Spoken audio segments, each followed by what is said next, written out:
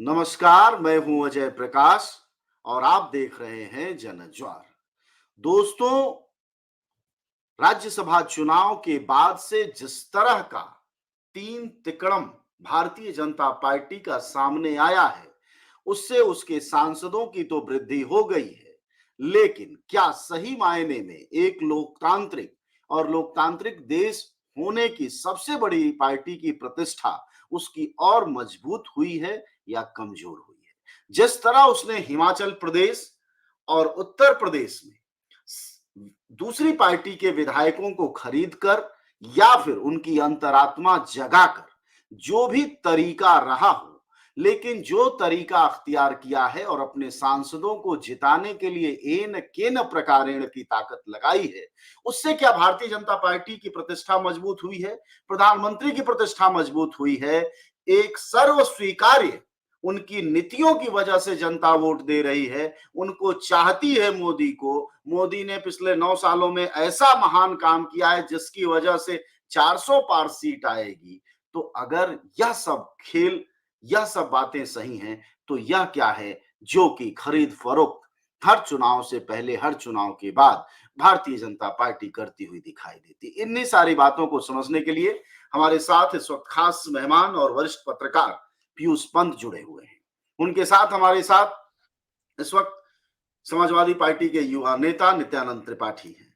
हम इन दोनों लोगों से यह समझने की कोशिश करेंगे कि क्या इससे भारतीय जनता पार्टी एक्सपोज हुई है या इंडिया गठबंधन कमजोर हुआ है, और अगर ऐसा हुआ है तो क्यों हुआ है? तो सबसे पहले बातचीत की शुरुआत पीयूष पंत जी से। वरिष्ठ पत्रकार हैं पीयूष जी, जो आपने सब खेल देखा है, लगातार खेल देख रहे हैं पिछले 9 वर्षों से, क्या कहना है आपका सर? जो कुछ भी हुआ है, क्या उससे और पार्टी मजबूत हुई है? कोई लोकतंत्र का नुकसान नहीं हुआ? क्या अजय प्रकाश जी, आप मजाक कर रहे हैं क्या? मतलब जी। लोकतंत्र जो गर्त में जा रहा था वो समझ लीजिए रसातल में पहुंच गया है। हम्म। और और उसके द्वारा किया जा रहा है जो पार्टी बिल्कुल उसको शर्म है ही नहीं बिल्कुल। वो जी। जो है कि, और प्रधानमंत्री के बारे में आपने कहा, निश्चित रूप से प्रधानमंत्री कहा जाता है बहुत लोकप्रिय है। और हम्म। जो है वो लोग लगातार उनको इसीलिए वोट दे रहे हैं, और विपक्ष उनके सामने खड़ा नहीं होता है। लेकिन जी। अगर वो लोकप्रिय है तो क्या यही जो कारगुजारियां कर रहे हैं, जिस तरह से लोकतंत्र की आत्मा कह दी, क्या लोकतंत्र के पूरे पूरे ढांचे को ढहा के नष्ट किया जा रहा है पूरा। देखिए, जी। पहले आपको याद होगा जयप्रकाश जी, और हम तो जब थे पत्रकारिता में, और पूरी तरीके से हम युवा थे, और बिल्कुल उस टाइम में जब ये शुरुआत हुई थी हॉर्स ट्रेडिंग की और जी। खरीद फरोख्त की, तो इक्का दुक्के घटनाएं होती थी। और जब कांग्रेस इस तरह काम करती थी तो एक जो है कि बहुत ही ज्यादा लांछन दिया जाता था, और एक शर्म होती थी कहीं ना कहीं, जो है एक नैतिकता का पुट तो होता ही था, और जी। पार्टियां इससे बचती थी जो है। लेकिन आज तो खुलेआम भारतीय जनता पार्टी ने इसको जो है कि अपना जो है एक मंत्र बना लिया, एक तरीके से आप कहें कि वो इसी पे ही ज्यादा तवज्जो देती है। किसी जी। तरह से जो है विपक्ष का नुकसान करो, खरीद फरीद करके अपने को जिता लो। और एक देखिए, मुझे तो बड़ा हास्यास्पद लगता है और आश्चर्य होता है कि एक पार्टी जिसकी ब्रूट मेजोरिटी हो लोकसभा में, और जी। राज्यसभा में भी वो लगभग मेजोरिटी के करीब है, और नहीं भी होती है तो किसी तरीके से इसी तरीकों से जो है डरा धमका के या खरीद फरोख्त करके जो है पार्टियों को अपने पक्ष में करके वो जो है बिल पास करवा लेती है। या दूसरे जी। तरीके से विपक्ष को जो है कि वो मतलब सस्पेंड करके, और वहां पे जो है कि अपने लोगों से जो है वो वॉइस वोट पे जो है वो वहां पे पास करवा लेती है। तो वो पार्टी को आखिर डर किस बात का है? क्या उससे ये भारत का जनमानस ये अपेक्षा नहीं करता है कि एक पार्टी, जो आपको याद होगा जब वाजपेयी जी थे प्रधानमंत्री और जब भारतीय जनता पार्टी में जी। के एक लोकप्रिय नेता थे, उनके समय में ये था पूरा भारतीय जनता पार्टी का चाल चेहरा चरित्र वाली बात कही जाती थी। आज उससे आप देखिए सर के बल खड़ी हो गई है भारतीय जनता पार्टी पूरी तरीके से जो है। चाल चेहरा चरित्र सब में भ्रष्ट हो चुकी है वो। भले ही कितना क्लेम करते रहे, भले ही नरेंद्र मोदी जी जो है कि विपक्षी दलों को भ्रष्टाचारी बताते रहे हों, लेकिन आप देखिए कैसा खेल हुआ हिमाचल में। हमने देखा हिमाचल में, और लगातार देखिए जब से हिमाचल में कांग्रेस की सरकार बनी है, भारतीय जनता पार्टी का मतलब उसकी छटपटाहट जो है मतलब रुक नहीं रही थी, और वो जी। घात लगाए हुई थी। हम तभी उम्मीद कर रहे थे शायद 1 महीने के अंदर कुछ खेला हो जाएगा, लेकिन नहीं हो पाया। कांग्रेस अपने कुनबे को और वहां के मुख्यमंत्री जो है वो उसको रोके रहे, लेकिन ये मौका मिल गया राज्यसभा वाला, और जो है उन्होंने वहां पे जो है लगातार ये काम चल रहा था, और उत्तर प्रदेश में नंगा नाच किया गया जिस तरह से आप देखिए पूरी तरीके से। तो ये एक पार्टी को बिल्कुल चिंता नहीं है, और कम से कम मोदी जी को ये तो सोचना चाहिए कि भाई आखिर वो प्रधान है, इस देश के प्रधान है, भारतीय जनता पार्टी के सिरमौर माने जाते हैं, उन्हीं के नाम पे ये कहा जाता है, वो खुद भी कहते हैं कि वोट जनता देती है। तो वो क्यों इस तरह के मानदंड नहीं स्थापित कर रहे हैं, उसके उल्टे मानदंड स्थापित कर रहे हैं? एकदम लोकतंत्र के मतलब ये बिकाऊ हो चुका है क्या लोकतंत्र पूरी तरीके से? और जो जी जनता के वोट को तो आप अपमान करते ही हैं, यहाँ पे जो जो विधायक है, जो पार्टियां हैं, उनको जो देती है, और वो विधायक देखिए, आपने एक सवाल उठाया क्या इंडिया गठबंधन कमजोर हुआ है?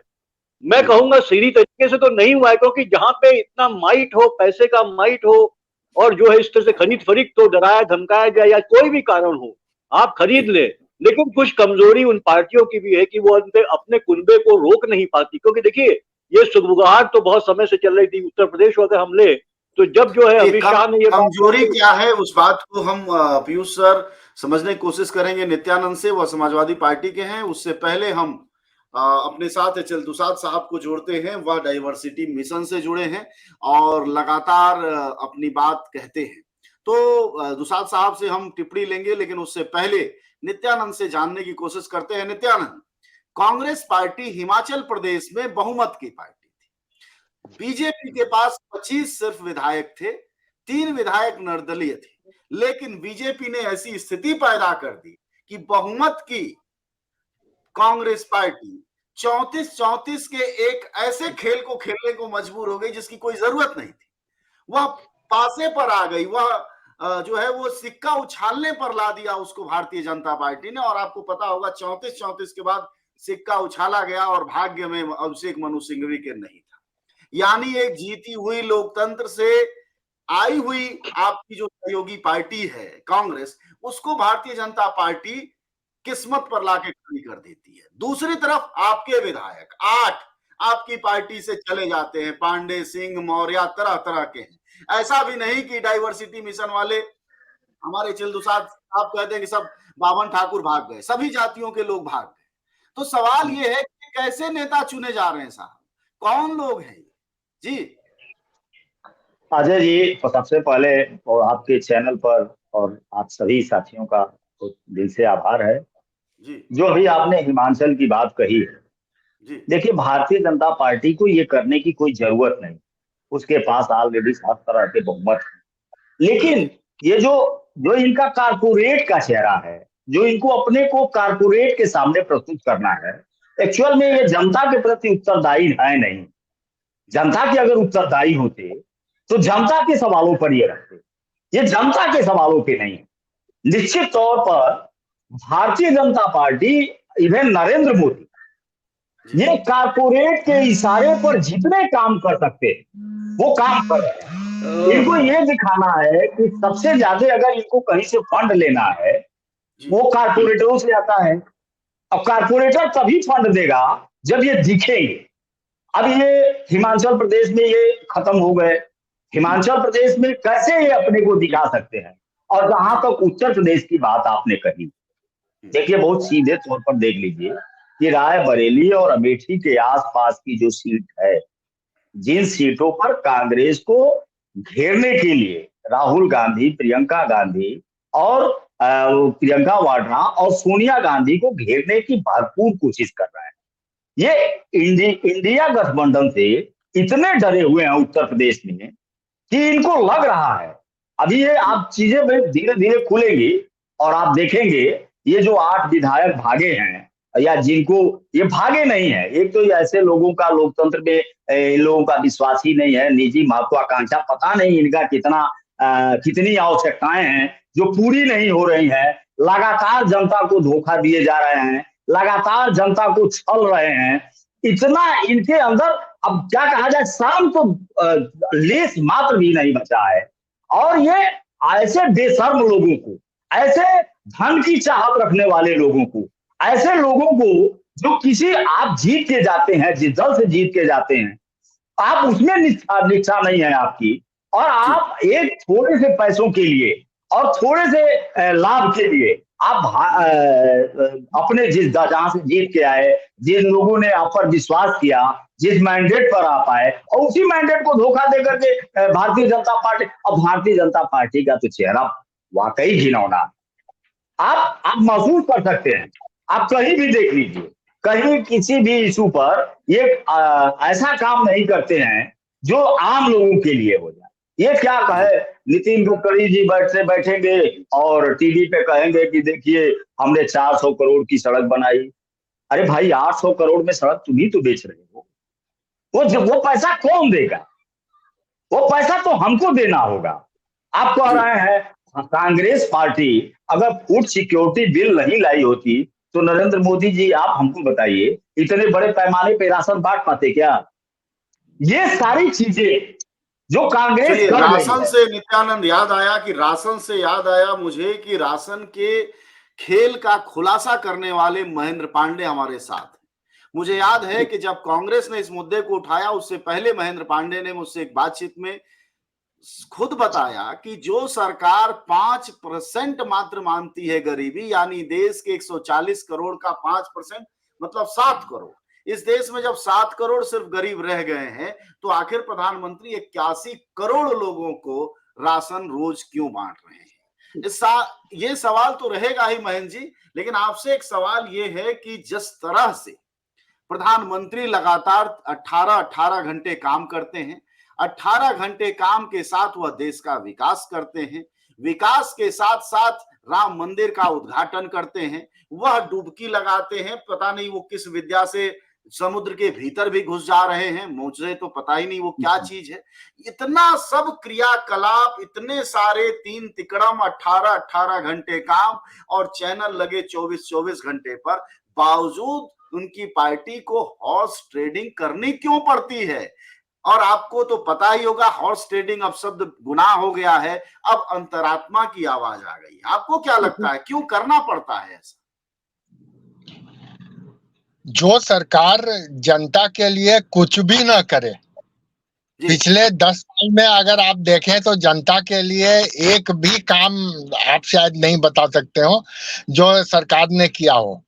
लेकिन जो कुर्सी जीवी या सत्ता जीवी होती है ना, जो प्रधानमंत्री जी दूसरी पार्टियों के यूज करते हैं, तो ये वो लोग हैं। बेसिकली भारतीय जनता पार्टी के लोगों को मालूम है कि वो सत्ता के योग्य नहीं है, वो सत्ता तक नहीं पहुंच सकते थे। आप पहुंच गए हैं तो आप किसी भी तिकड़म से वो सत्ता में बने रहना चाहते हैं। प्रधानमंत्री जी संसद में भी खड़े होके बोलते हैं कि आपकी बात 400 पार। वो ये भी बोलते हैं कि जनता भी बोल रही है कि 400 पार। अगर जनता ही बोल रही है और उनको ये भरोसा है कि जनता बोल रही है 400 पार, तो फिर ये सब करने की जरूरत उनको क्यों पड़ रही है? ये उनकी हीन भावना को दर्शाता है और ये भी बताता है कि वो अपने आप को ही अयोग्य मानते हैं उस जगह के लिए। अब किसी तरीके से आ गए हैं तो अब उनको कुछ भी करके, चाहे हिंसा करनी पड़े, हॉर्स ट्रेडिंग करनी पड़े, कुछ भी करना पड़े, वो सत्ता में बने रहना चाहते हैं। और सत्ता में बने रहने का उनका एक यही तरीका ही है। अगर आज मीडिया उनका ये बहुत बड़ा सौभाग्य है कि देश की मेन स्ट्रीम मीडिया उनके साथ है और उनके सारे तिकड़म में शरीक है।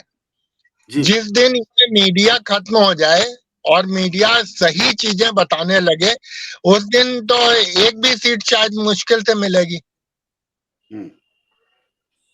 मतलब मीडिया और मीडिया के साथ साथ जो स्वप्रचार का तरीका है वह भारतीय जनता पार्टी की सबसे बड़ी ताकत है। हमारा दोस्तों सवाल यही है, हम अगली टिप्पणी पीयूष जी से लेंगे, वरिष्ठ पत्रकार हैं हमारे साथ। चल दुसाद साहब जुड़े थे, आए थे, चले गए, टेक्निकल कुछ प्रॉब्लम होगी।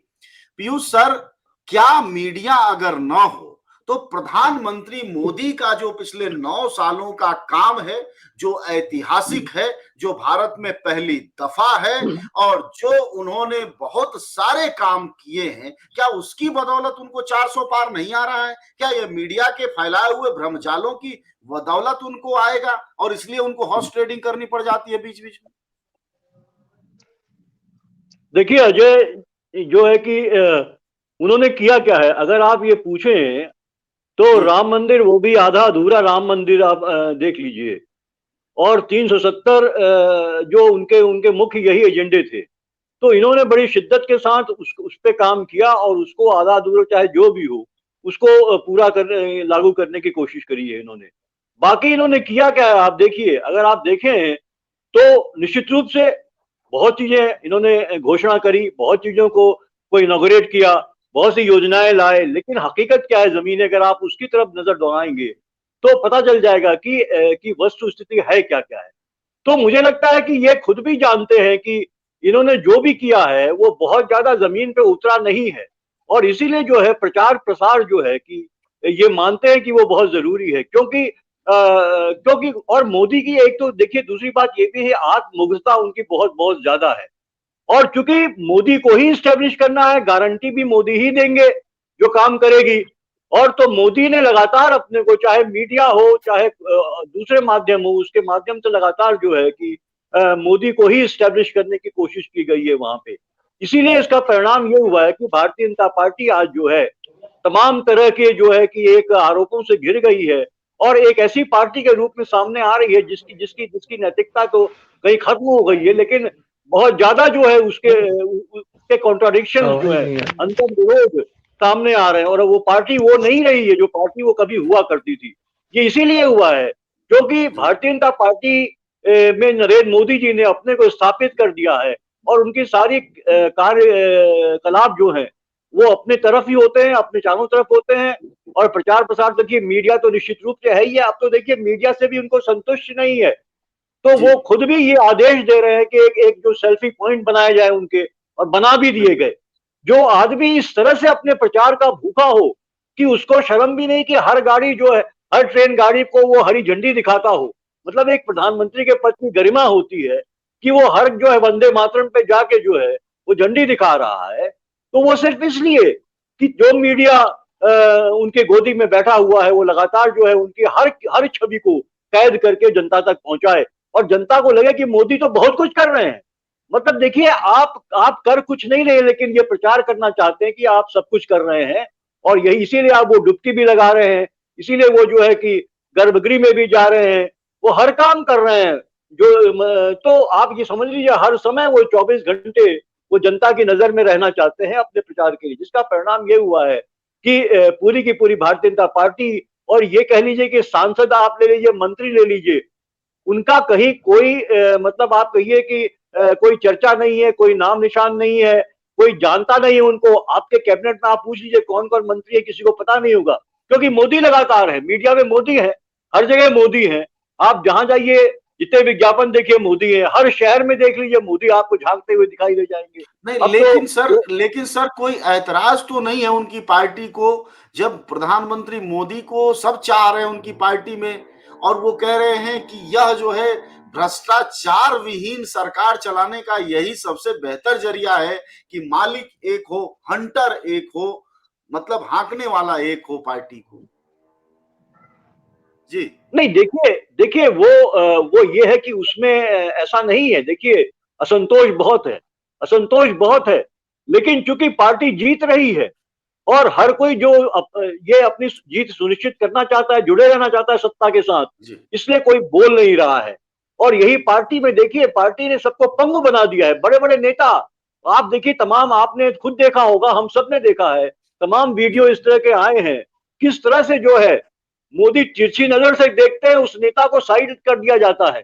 मतलब वो उसके साथ फोटो नहीं खिंचवा सकता, वो नेता बोल नहीं सकता, वो नेता कुछ कहीं अपना जो है कि भागीदारी दिखा नहीं सकता अलग मोदी के, अगर मोदी वहां मौजूद हैं तो ये हालात है। और हर कोई जो कि सत्ता में बना रहना चाहता है, इसलिए आप देखिए बहुत से नेता हैं, आप देखिए तमाम एक फौज थी जो सब साइडलाइन कर दिए गए, लेकिन किसी ने मुंह नहीं खोला अपना, इसी उम्मीद में कि शायद भविष्य में कुछ मिल जाए, वरना एक लंबी कड़ी है, एक लंबी लाइन है। आप देखिए, चाहे जावड़ेकर हो, चाहे उसमें आपके ये जो है कि क्या नाम रविशंकर प्रसाद हो, चाहे आप जो है मेनका गांधी हो, आप देखिए बहुत से नेता हैं जिनको राजनाथ सिंह हैं, बिल्कुल राजनाथ सिंह जो पता नहीं सकुचाते हुए वो जो है बने हुए हैं वहां पे, जितना अपमान हो गया उनका। मुझे लगता है कि जो भारतीय जनता पार्टी में अगर आप देखिए, आप जातिवाद चूंकि है ही हर पार्टी में है, वहां भी ये माने, तो जो ठाकुर लॉबी है पता नहीं वो कैसे बर्दाश्त कर रही है और कैसे चुप है। क्योंकि राजनाथ सिंह एक कद्दावर नेता है, यूपी उत्तर प्रदेश के हुआ करते थे, अब तो मैं नहीं कहूंगा, जिस तरह वो पेश आते हैं और जिस तरह से है, तो अब वो बहुत छोटे हो गए हैं वो, बिल्कुल। तो कहीं ना कहीं इन सारे नेताओं को छोटा कर दिया है मोदी जी ने अपने उसमें। और आप देखिए तमाम आर्थिक परिदृश्य देख लीजिए, तो कहने के लिए बहुत चीज है, लेकिन पर कैपिटा इनकम देख लीजिए, आप जो है कि रोजगार का सीन देख लीजिए, आप जो एक्सपोर्ट के आंकड़े देख लीजिए। भारतीय जनता पार्टी वाले कहते हैं हमारा $6 बिलियन हो गया है, लेकिन वो घट के हुआ है, इसके पहले और भी ज्यादा था। तो ये तमाम चीजें हैं। और आप हासिल आपने क्या किया है, आप चाहे गैस सिलेंडर देख, उज्ज्वला योजना बहुत अच्छी योजना थी निश्चित रूप से, ऐसे कुछ काम किए थे मोदी जी ने, सही बात है ये भारतीय जनता पार्टी ने, लेकिन फॉलोअप नहीं हुआ। वो हो क्या रहा है, उसका परिणाम नहीं मिल रहा है जमीन पे। तो इसलिए इस तरह से मोदी जी को सेंटर में रख के एक ऑरा क्रिएट करने की कोशिश की जाती है कि मोदी है तो सब कुछ संभव है। लेकिन मुझे लगता है अजय जी की 10 साल एक बहुत लंबी अवधि होती है।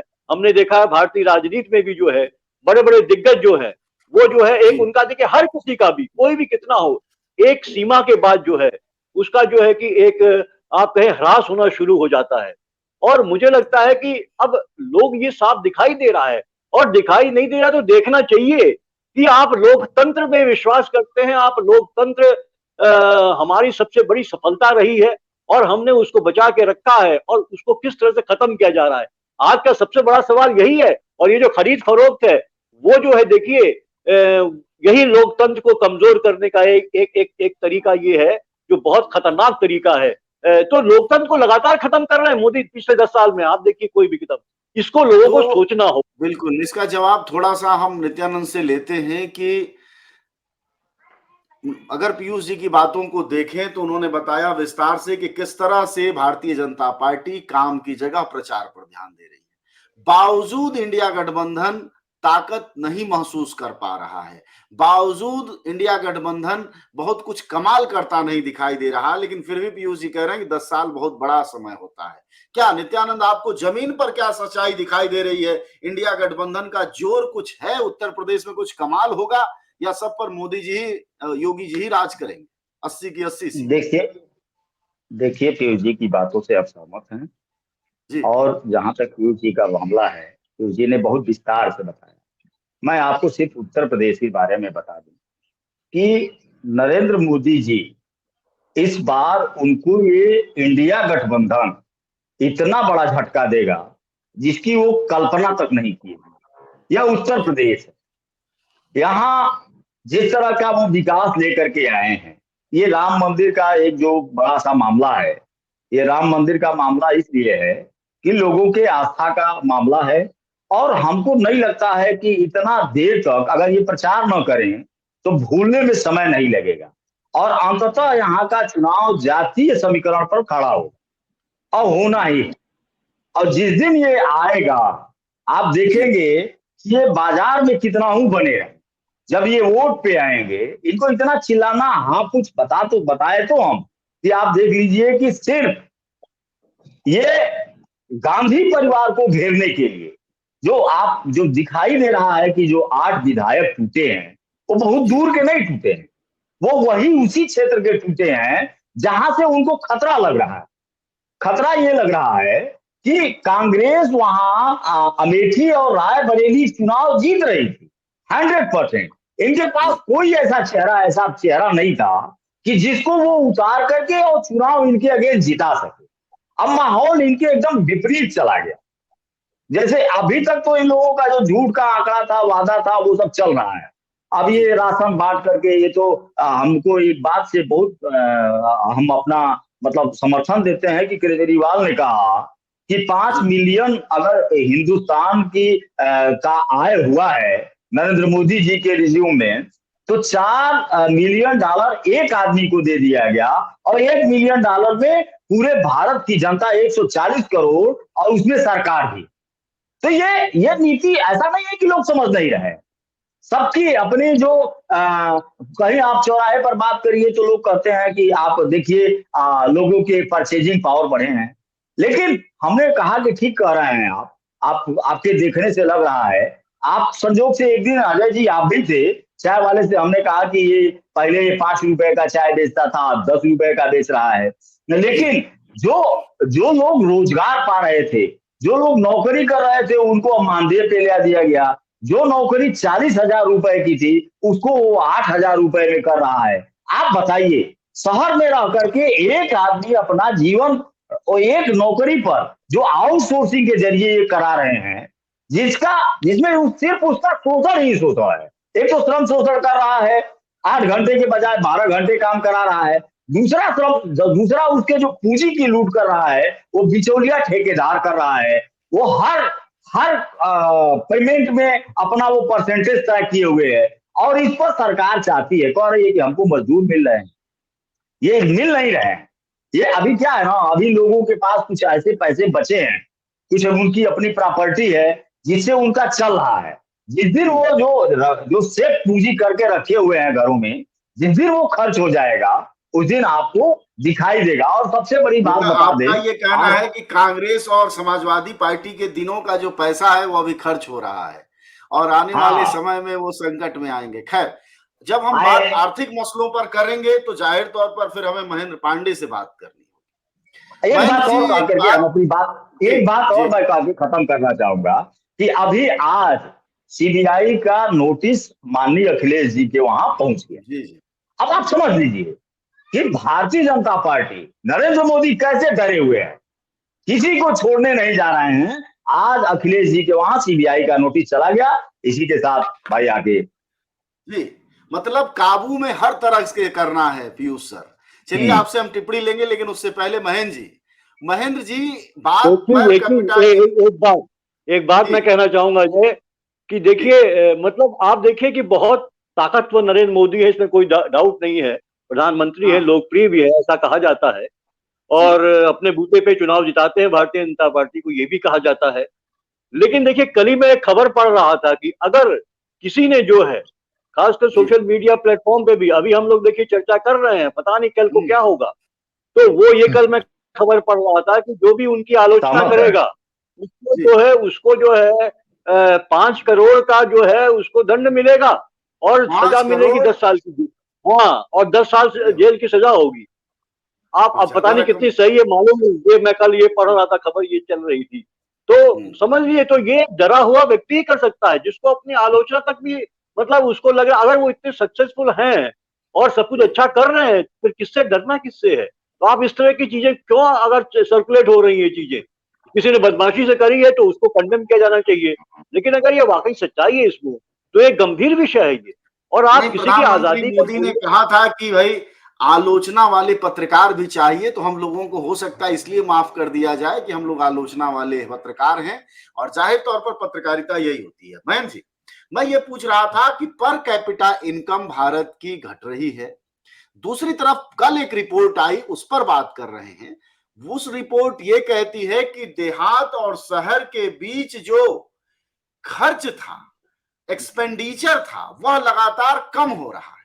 जैसे पहले लोग कहते थे 300 रुपए अगर देहात में आप कमा रहे हैं, कमात हुआ तो जीवन बढ़िया चल जाए, लेकिन अब ये रिपोर्ट बताती है कि अगर आप 300 कमाते हैं तो जीवन नहीं चल पाएगा। एक तरफ यह हो रहा है, लेकिन दूसरी तरफ प्रधानमंत्री का वोटर जो युवा है, महिलाएं हैं, जिनका भविष्य है और जिनको घर चलाना है, वही सबसे ज्यादा वोटर में तब्दील हो रहे हैं। ये कॉन्ट्रडिक्शन क्या हो रहा है? एक तरफ संकट में भी है महिलाएं और युवा, और दूसरी तरफ सबसे बड़े वोटर भी प्रधानमंत्री के वही हुए जा रहे हैं। इसका क्या चक्कर है सर? नहीं, सबसे बड़ा कारण तो यह है कि हम एक तरीके से एक अफीम के नशे में डूब गए हैं। अब जैसे आप राम मंदिर को ही देखिए, ये जनता के लिए एक बहुत बड़ा मुद्दा हो गया, जबकि वैसे आप सोचिए, आप राम की पूजा पहले भी करते थे और शायद आप कभी फील नहीं करते होंगे कि उनका भव्य मंदिर नहीं है तो इसलिए आपकी आस्था कम हो गई या कुछ हो रहा है। लेकिन यहाँ की जनता जो है, एक तो जो अनाज अब फ्री अनाज मिलने लगा है, तो कुछ ज्यादा ही फ्री हो गई है। अनाज फ्री हो रहा है तो उनका दिमाग भी फ्री हो गया है। तो उसमें सबसे बड़ी चीज है कि उनको लगता है कि यही एक सरकार उनके लिए कर रही है, और इसमें सरकार की गलती नहीं है। सरकारें हमेशा अपना पक्ष सबसे सामने रखती हैं, उसको प्रचार करती हैं। यहाँ देश में सबसे बड़ी जो गलती है और सबसे बड़ा, अगर कोई आप बोलिए ऑफेंस कर रहा है, तो वो मेन स्ट्रीम मीडिया है, जिसका ये काम नहीं है कि वो डीएवीपी का काम करे, सरकारी प्रचार करे। उसका काम ये है कि वो ठीक से समाचार बताए, उसका आकलन करे और फिर प्रस्तुत करे। वो मीडिया यहाँ काम नहीं कर रही है। आप घर में जाके आप टीवी चैनल खोलते हैं और आप बम्बार्डेड हो जाते हैं मोदी जी के न्यूज से। आप सोशल मीडिया प्लेटफॉर्म खोलते हैं, आप केवल मोदी जी की न्यूज देखते हैं कि मोदी जी ने ये कर दिया, मोदी जी ने वो कर दिया। तो प्रॉब्लम ये हो रही है कि जनता को सही स्थिति पता नहीं चल रही है, और सोशल मीडिया और मीडिया उसको पता नहीं चलने दे रहा है। तो जितनी गलती या जितना आप कहें कि दुष्प्रचार सत्ता का है, उससे ज्यादा गलती और दुष्प्रचार मीडिया फैला रहा है। ये सबसे बड़ी समस्या है। और दूसरी आखिरी ये चीज, टिप्पणी। जी जी, कहिए कहिए अपनी बात की। जी नहीं, मैं ये बोल रहा था कि धर्म का मसला हमारे देश में एक ऐसा है, और बीजेपी ने उसको और इतना प्रचारित कर दिया है कि अब जनता उसी में डूब गई है।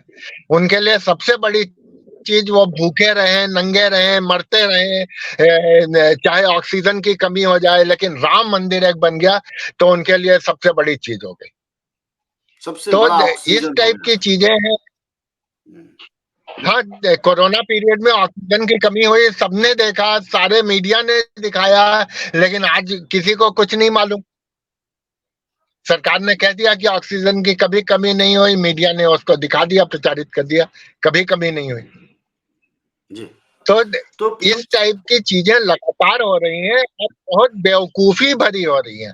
मैं ये भी कहना चाहूंगा कि अगर आप शातिर दिमाग रखते हैं और आप हेर फेर करते हैं, तो आपका दिमाग भी अच्छा होना चाहिए कि पब्लिक को वो सही चीज पता ही ना चले। यहाँ पे इतने बेवकूफ लोग सत्ता में बैठे हैं जो हर एक चीज वो बताते हैं जिसका अगर आप एनालिसिस करें तो आपको बहुत सारी चीजें अपने आप समझ में आ जाएंगी। आप अभी जिस रिपोर्ट की बात कर रहे थे कि एक्सपेंडिचर सर्वे जो था, जी उसको अगर आप भी एक बार देखें तो आपको बहुत सारी चीजें समझ में आएंगी कि सरकार के विरुद्ध ही सारी चीजें जा रही हैं उसमें। तो इस टाइप के बेवकूफ यहाँ बैठे हैं जिनको किस तरीके से घपला करना है ये भी नहीं समझ में आ रहा है। खैर, लेकिन ईमानदार एक सबसे सरकार बड़ा है तो एसेट है कि मीडिया उनको, जी मीडिया का पहलू है। पीयूष ईमानदार जी, नहीं आपसे आखिरी है टिप्पणी तो मैं ये सुप्रीम लेना कोर्ट। चाहूंगा। जी जी, पीयूष जी, आपसे आखिरी टिप्पणी ये कि अब तक तो तमाम पार्टियों पर चाबुक था ईडी का, अब एकमात्र इंडिया गठबंधन के साथ यूपी में बचे रहे गए अखिलेश यादव को भी ईडी का समन दे दिया गया। क्या यह एक मजबूत सरकार का लक्षण है, या फिर अखिलेश गंगा नहाने नहीं गए इसकी सजा है? देखिए, सजा इसीलिए है क्योंकि सरकार जो है वो कमजोर है, केंद्र सरकार कमजोर है, वो कहीं न कहीं डर जाती है। और देखिए, ये सरकार जो है, मैं तो बार बार कहता हूं कि सरकार नकारात्मक रूप से काम करती है। ये लगातार नरेंद्र मोदी जी जो है, बड़ी लाइन खींचने की जगह दूसरे की लाइन को काटते काटते फिरते हैं। अपनी लाइन को जो है वो ये बड़ी खींच दे, ऐसा नहीं करते हैं। वो दूसरों की लाइनों को छोटी करते चले जाते हैं।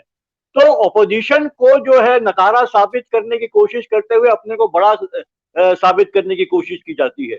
तो पूरी तरीके से यही हो रहा है, आप इनकी इनकी नीतियों में देख लीजिए। तो ये लगातार जिस तरह से समाजवादी पार्टी, और ये जो राज्यसभा चुनाव के दौरान में भी हमने देखा किस तरह से जो है कि समाजवादी पार्टी ने एक बार वो सफल तो हो गए, लेकिन समाजवादी पार्टी ने भी उनकी नींद एक टाइम में उनकी नींद जो है हराम कर दी थी। और और जिस तरह से जो है अखिलेश यादव और जो है कि राहुल गांधी आए और उनको रिस्पॉन्स अच्छा मिला है। भविष्य में क्या होगा पता नहीं, लेकिन जो उन्होंने वर्कआउट किया, और अखिलेश जो इस बार जिस तरह से स्ट्रेटेजिकली काम कर रहे हैं, तो इसलिए एक कहीं ना कहीं चुनौती तो जो है कि भारतीय जनता पार्टी को दिखाई दे रही है, खासकर मोदी जी को दिखाई दे रही है। और धीरे धीरे हर नेता को बदनाम करने का, हर नेता को कमजोर करने की ये कोशिश हो रही है, जिसका एक्शन। और अब जो है वो अखिलेश के भी नाम ये हो रहा था कब उनपे गाज गिरेगी, कब उनपे गाज गिरेगी। और जब टर्निंग पॉइंट आता है और ये लगता है बीजेपी को कि अब ये तो यहाँ पे अब गड़बड़ हो सकता है, वो तुरंत जो है एक्शन मोड पे आ जाते हैं कि जितने भी विपक्षी नेता हैं उनको कहीं ना कहीं आप एकदम भ्रष्ट जो है वो डिक्लेयर कर दीजिए।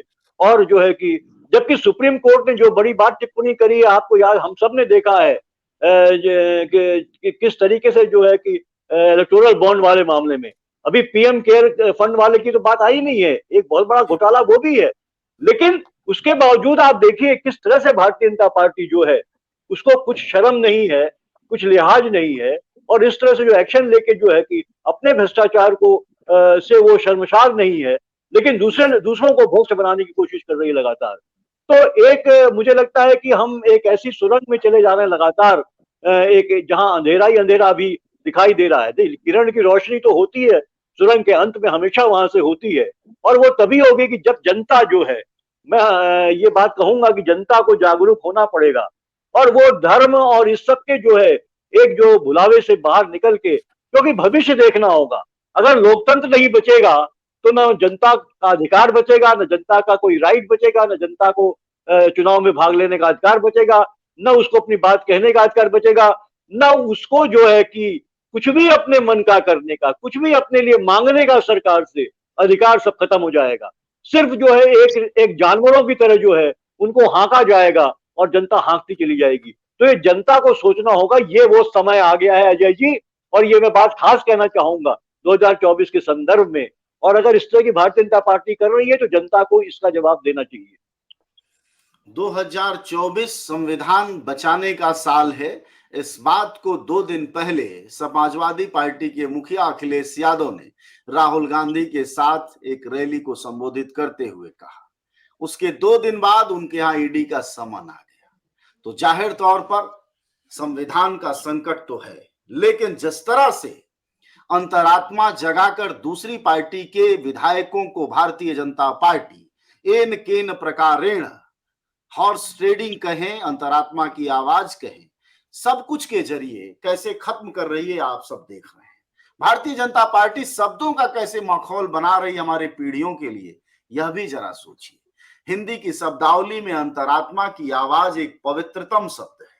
उस आवाज को आमतौर पर यूज करने का वक्त सबसे शांति और सबसे पवित्रता का होता है, लेकिन इस शब्द का इस्तेमाल हॉर्स ट्रेडिंग के मुकाबले खड़ा कर दिया गया। क्या यही वह काला चश्मा है? क्या यह वही भक्ति का चश्मा है जिसको हमारे विश्लेषक कह रहे थे और युवा नेता नित्यानंद त्रिपाठी भी कह रहे थे? क्या ये वही वाला चश्मा है जिसकी वजह से हम भारतीय जनता पार्टी की उन चीजों को नहीं देख पा रहे हैं? और बड़ा सवाल ये है कि जिस तरह से यह चुनाव कराया जा रहा है, हम अगली बहस इस पर जरूर करेंगे। हम हर रोज शाम 5 बजे मिलेंगे और अगली बहस इस पर जरूर करेंगे कि जब यह सब कुछ करना है, जब दूसरी पार्टियों के चुने हुए विधायकों को ही अपनी पार्टी में लेके आ जाना है, फिर चुनाव ही क्यों कराना है माई बाप? फिर ये खर्च ही देश पर क्यों लादना है? फिर रहने ही देते हैं, फिर इलेक्टेड तानाशाही यानी निर्वाचित तानाशाही ही स्थापित कर देते हैं। एक कदम इंदिरा गांधी से आगे ही बढ़ जाते हैं।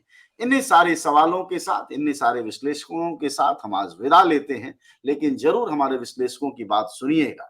और सोचिएगा आप लोग कि आखिरकार यह लोकतंत्र, यह चुनाव किस राह जा रहा है। क्योंकि ऐसा नहीं था कि अंग्रेज जब आए थे इस देश में तो वह लूटने आए थे। अंग्रेज जब इस देश में आए थे तो इसी देश के लाखों हजारों लोग उनके समर्थन में भी थे।